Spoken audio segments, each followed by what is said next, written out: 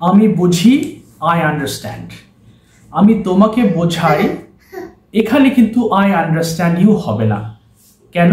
কারণ যখন নিজে কোনো কাজ না করে আমরা অন্য কাউকে দিয়ে কিছু করাই, আমাদের কজেটিভ ভার্বের হেল্প নিতে হয়।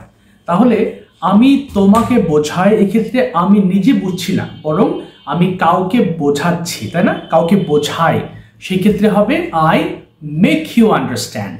তাহলে এখানে মেকের ব্যবহার করতে হবে কজেটিভ ভার্ব হিসাবে, আই মেক ইউ আন্ডারস্ট্যান্ড।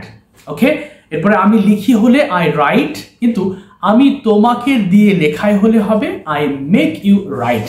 আবার আগের মতো এখানে পজিটিভ ভার্বটা ব্যবহার করতে হয়েছে make, I make you right. Okay, আমি রান্না করি হলে আই কুক। একইভাবে আমি তোমাকে দিয়ে রান্না করাই হলে I make you cook, I make you cook. তাহলে আমরা এই ভিডিওতে পজিটিভ ভার্বের প্রয়োগটা বুঝতে পারলাম। Thank you so much.